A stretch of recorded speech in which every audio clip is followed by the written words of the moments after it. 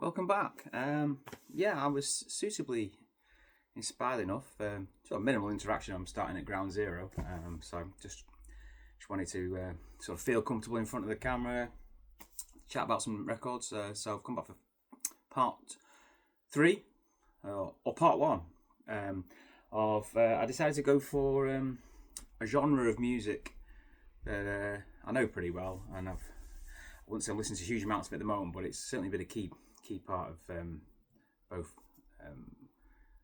the music that I perform in and the music I watch and have done for many years. So I thought I'd give you a little bit of an insight into what makes me tick regarding the genre of psychedelic music.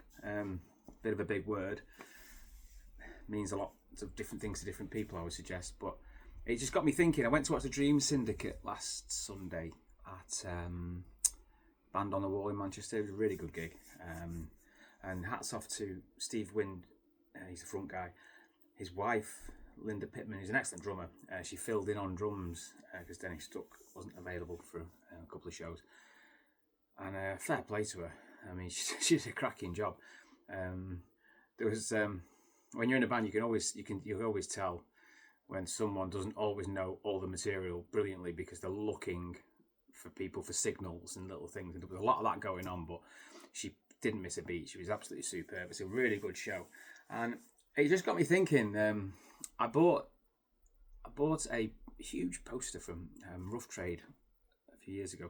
And it's like, it's basically postage stamps on there. And it's like the psychedelic sort of movement from right at the beginning, say 66, through to sort of current day, and you can sort of chart the progression. I wouldn't agree with all the choices. I think some of them definitely weren't psychedelic, but it was that kind of psychedelic rock music, and a lot of the artists I have pretty much most things by. So it got me thinking again because the Dream Syndicate were on that poster, and I thought, oh, I've listened to the Dream Syndicate. What came before them? And that's what I end up doing, going backwards. What came before them? What did they listen to? Spiritualized Spaceman 3, what did they listen to? And you end up going backwards and seeing where the origins of this music was, which I to this day still find incredibly interesting. So it's a bit of a deep dive. Well, not too deep a dive. We'll keep it as brief as we can. But so this album here, I'll start with this. It's a compilation, and it's a tribute to Spaceman 3. Now, I was into Spiritualized at this point. This is sort of after the second album, just before Ladies and Gentlemen Were Floating in Space, which most people would know. And I was just getting into Spaceman 3 due to Spiritualized, and then obviously the backwards then to the Stooges, MC5, Staple Singers, huge amounts, huge choice of Velvet Underground, etc. But there are a number of great bands on here. Bowery Electric, Mogwai are on here. I love Mogwai, but that's not psychedelic, but still. Low are on here. Bardo Pond, who are psychedelic, and they're fantastic. Piano Magic, Transient Waves, a wonderful band. Amp, Arab Strap, I mean, it's just outstanding. But it was one band and one song in particular. So it was Asteroid Number 4 with their cover of Losing Touch with My Mind, which is played very differently to how Spaceman 3 played it. It's a lot slower. And a lot more reverb, a lot more delay, and it really worked. So I actually had it on it's a CD box set I had, but then I've recently upgraded. This is on the Rocket Girl label, by the way. So it got me into Asteroid Number 4, which I will dig out for you now. And it's their first album, as you can tell.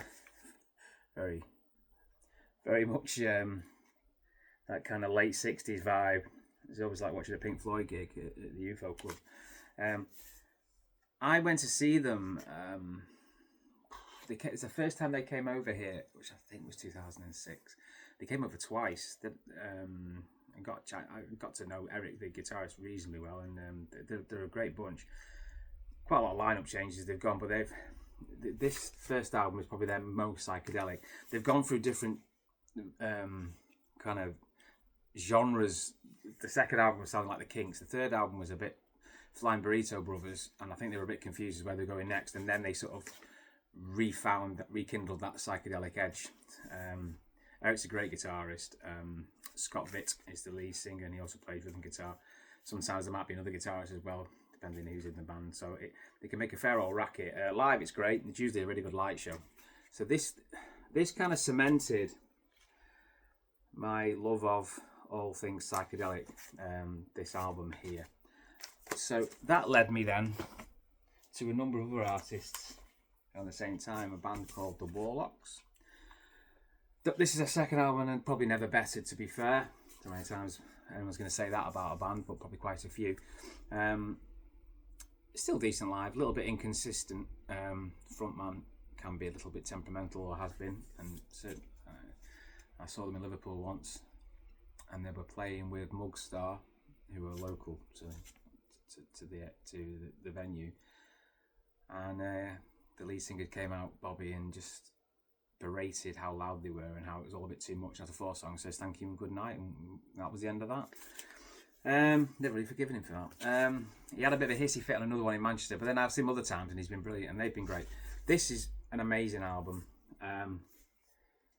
Phoenix it's called, and there's a song called Shake the Dope Out, which is the opening track, and it's pure Velvet. I mean, this is the Velvet Underground, really. Chord progressions and everything about it. I mean, that's what it sounds like. I don't think they've ever really. This is the most complete album. Every song on here, I think, is pretty solid. Saw them on this tour for the first time. It was in Manchester, and there was just a haze of dry ice. You couldn't. There were 3 guitarists, all seemed to be playing the same thing. Bass, keys. They often have 2 drummers, but I can't remember if there was 2 or 1 on that one. And it was amazing. Like an hour of just this heavy psychedelic music. So the Warlocks, that would have been 2004-ish, give or take. So I was well in amongst it at this point. And then there were a number of other bands that then started to hit home. Sleepy Sun, an American band. This is their second album, again probably their best one. They had there's a front guy whose name escapes me now. And Rachel Fannin, I think her name is. She was like they were like co-vocalists, and I just found it uncomfortable watching it when they played it live, because I always thought she was attempting to outshine the boys, and she was too loud in the mix.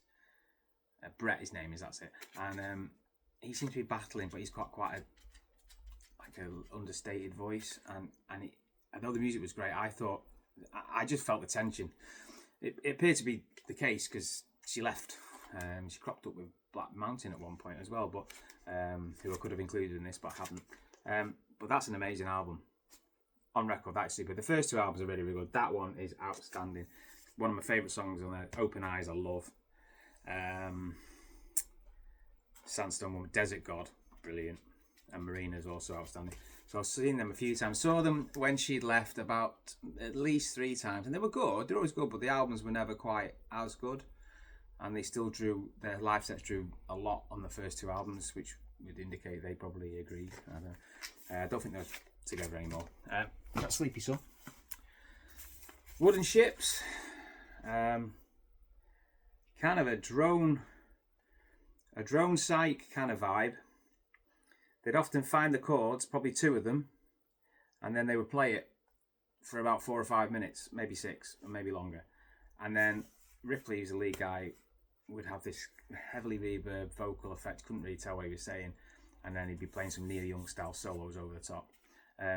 Unmissable live, personally. Ripley's also is in another act with his partner called Moon Duo, equally as good. And then he's in a more country vibe now, 3 or 4 albums in. Pedal steel and very it's the same kind of thing, very minimal. It's kind of very minimal, but I always felt that the best stuff was probably between this and Moon Joe, depending. Moon Joe was a bit became a bit more danceable and had a big light show on the last tour. These are just minimal, but your head would be, for an hour, your head would just be literally doing this. Hypnotic, I think, is the best way to describe them. All these acts, I've got everything by them on vinyl, so I'm just bringing out one. That was probably the fourth album I think I showed you there. Moving into another more garage psychedelic, the OCs. This is their live in San Francisco. Just amazing. That captures two drummers. The top three live bands I've ever seen in my life. They don't quite capture it on record, or the records are good, but live, two drummers, bass, and then John Dwyer, lead singer and guitar, plays his guitar really high up. It's like surf sound, psychedelic surf sound, and the noise he gets out of unreal. The energy, the drummers are just something else. There's usually a keyboardist in place as well. Used to be Bridget Dawson, who's got her own thing now, but it's somebody else. I've seen them 4 or 5 times, and I think the best serve live. This came for DVD as well. I think it's fantastic. In another nod to my band, there's the opening song, "I Come From the Mountain." We covered that quite a few times, to be fair. Great fun to play. Drummer didn't like it. Was a little bit too fast. But yeah, that's the OCs. They've got a huge canon of stuff. Must be 20 plus albums. So I would suggest. I think the period between 2007 and 2012, 13 will be their strongest period. Yeah, so that's the OCs. Couple of others here that were of interest. This is Julia. She's from Austria. It sounds very much like the Brian Jonestown Massacre, really. Fronted by Julia's got a wonderful voice, great sense of melody, and I haven't got around to getting our last album, but I've got the first 3 and all the EPs. I was trying to get her to come over and play, but I don't think it's going to happen. She's gone quite quiet now, but there's a lot of footage on YouTube doing lots of stuff as well, but check her out. I think this is really good. It's that Brian Jonestown Massacre chord progression. We sort of Velvet Underground. I mean, everyone's copied the Velvet Underground in one way or another, but it's that kind of thing. But a bit more melody. So that, Julia. This slightly different side of things now. Kigaku Moyo. I can never say it properly, so that's the best you're going to get. That's probably their 3rd or 4th album.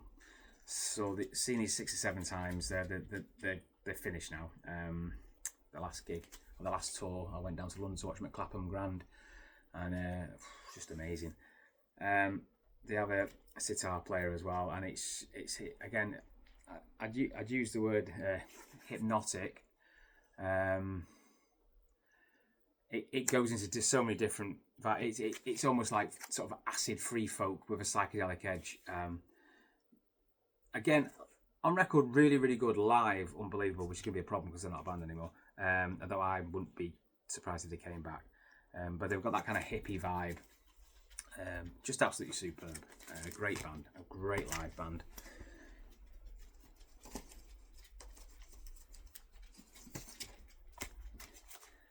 First Communion After Party. Never saw them, never ever come over here. This is great. That was the second album. I was chatting to Joe, who was one of the main guys on Facebook, I think, and he just said we could never hold it together, really, to tour properly or to do it all properly. It was just really hard work. So again, reverb drenched vocals, female singer, male singers, decent amount bolts of melody, but really intense guitar.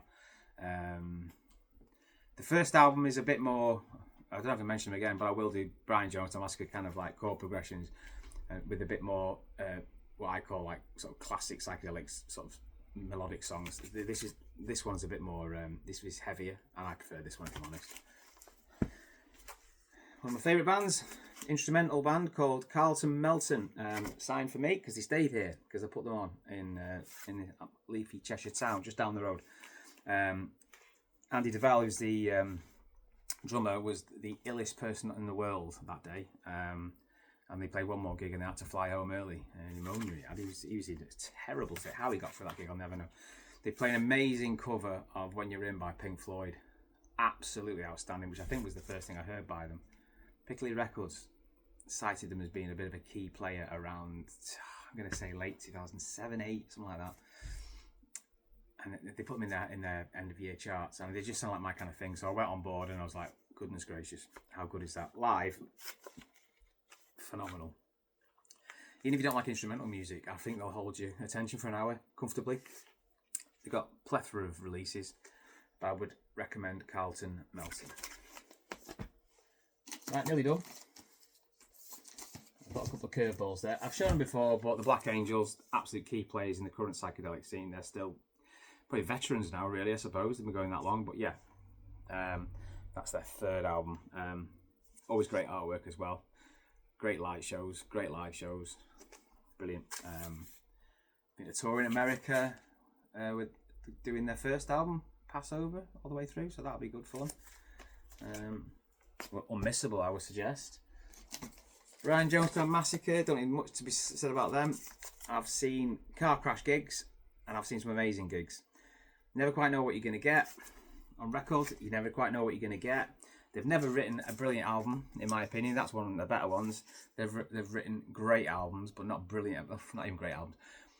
Pretty great albums. I think he needs to find a filter. There's things that have been released that I just think it's just a waste of time. But then there's things on here. This one particular, When Jokers Attack. I like Geezers as well. Here It Comes. Prozac versus Heroin. Brilliant. But then there's stuff on here you think, why'd you put that? A New Low and Getting High is great. There's stuff in here you think, why'd you put that on here? It's like, I don't know. A bizarre character who's been documented so many times. But still, albums are always decent. I've not seen them live on the last couple of tours because I just found them to be less, I don't know, it's been less of a draw for me, but they're still a pretty key band, and I will revisit them live when they come over next time. Right, what we got? Yeah, finish up with two. These little outliers. These aren't really psychedelic, but there's elements of psychedelia in there. The Secret Machines. I really enjoyed these when they came out. They had Nowhere Again, which is, I suppose for the time, a reasonable single. Did quite well. The Road Leads Where It's Led. Live, the three of them, the drummer was just a powerhouse, and then there was two brothers, Curtis brothers, and the guitarist sadly died of cancer quite a while ago now. I think they've returned with a new guitarist, but I didn't feel it was quite as good. I have the album, but the first two albums were the best ones, and I saw them 3 or 4 times around this time. And the second album, and absolutely phenomenal. Really, really good. Hard to describe. Not really psychedelic. A little bit psychedelic. I don't know if psych's the right word. There's elements of psych within there. I don't know. Bit proggy. That's a whole new thing. We'll do another video on prog another time. But definitely a little bit proggy. This is another band. This is Vetiver. So Andy's the front man. He's a huge record collector, has a huge collection. That behind there is one wall. There's another wall here. There's more over there. What it's been recorded on. There's more there. We'll do a room tour another time, but you're not ready for that yet. So these are more psychedelic acid folk, and this around the time of 2005, 6, 7, 8. There was loads of bands doing this, Devendra Banhart, that type of vibe. But live, they were quite a psychedelic prospect. Song on here called You May Be Blue, which I think sums up what I think they were really good at. Saw them again. I've seen all these bands a few times. Again, I mentioned on the last video, Green Man Festival. Luckily, I didn't get really wet because they were playing in a tent. But when I was outside, I got very, very, very wet indeed. yeah, that kind of sort of psychedelic, acid, free folk type vibe. Quite simple-ish arrangements. I'm not sure if the lead guitarist is still with him. He was really good. I remember him particularly. Really cool as well. Andy. I saw an article with him, and he was just going through his collection, and I think they've done a couple of albums where they've just done covers, and he knows his music. So I remember reading the article and disappearing to go and find some stuff. Hopefully you'll do the same. Who knows? So that's Vetiver. That's the second album called To Find Me Gone. I won't say that that's the best album and the others weren't as good, but that might have been the case. So yeah, that's just a little bit of a snapshot. There's so much more in the side of things that I tip my hat to. But I felt that's just a little bit of an intro, gives a bit of a vibe. So there might be some artists that you know that you've seen or you would recommend. Drop them in the comments. I'm not saying like and subscribe. I think it's really corny, but like and subscribe. Nice one. I'll come back with another genre next up. I'm not sure which one. Quite a lot of bases are covered here. I might even do Psychedelic Part 2. Who knows? And then we'll ready everyone up for a room tour. But I'll have to tidy the house up a little bit. So yeah. But anyway, thanks for popping in. See you soon. Take care.